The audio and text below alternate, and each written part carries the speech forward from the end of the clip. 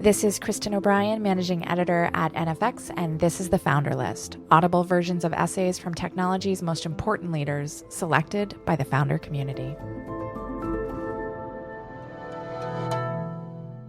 This is The Psychology of Founders Who Win in Downturns, written by NFX partner James Currier.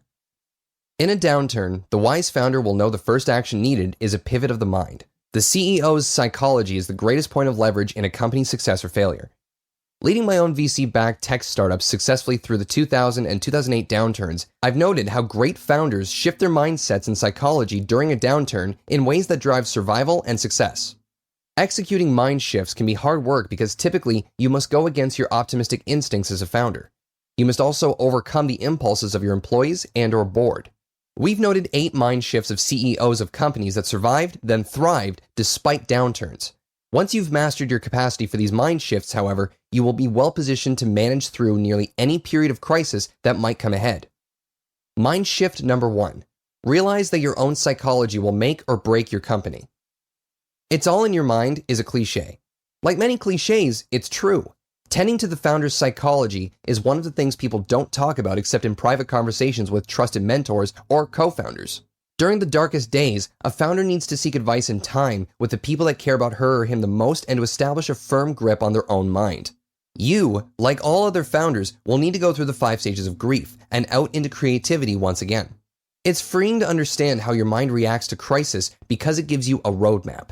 You can choose to move through your adjustment quickly or slowly, but quickly is better. I've seen founders grasp this fact and morph from borderline manic to zen. Once you realize that your psychology and the mastery of your mind may be the most important thing you can bring to the table, the fog lifts. This, in turn, gives your employees, your investors, and your customers confidence that everything is going to work out. Mind shift number 2. Acknowledge that it's worse than you think. After spending years focused on driving exponential growth, it's typically hard to imagine the flip side, particularly for founders who need to be optimistic by nature. When something goes wrong, the problems compound such that nearly everything goes wrong at once, and the downslope is far steeper than human minds easily comprehend, including yours.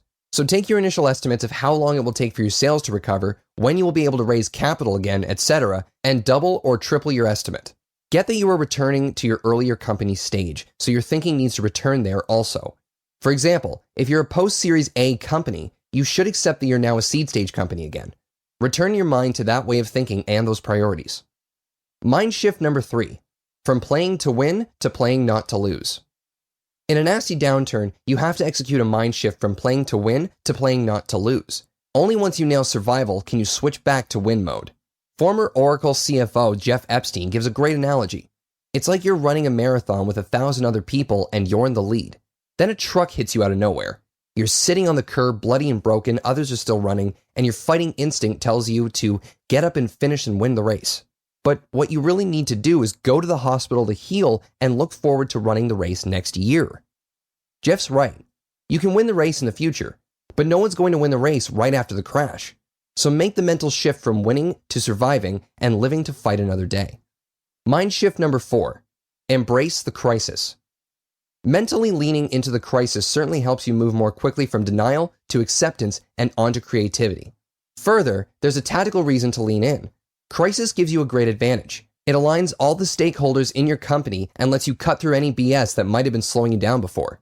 That's where you get the phrase, "Never let a good crisis go to waste" from Churchill. When there's a visible and agreed upon external crisis, ambient friction melts away.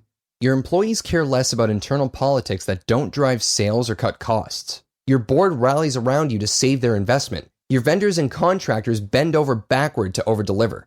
Your loyal customers want you to survive because they need your service. For more audio essays from the people who've built companies like Instacart, Facebook, Trello, HubSpot, and Dropbox, visit the Founder List at nfx.com or subscribe to the NFX podcast at podcast.nfx.com or wherever you get your podcasts.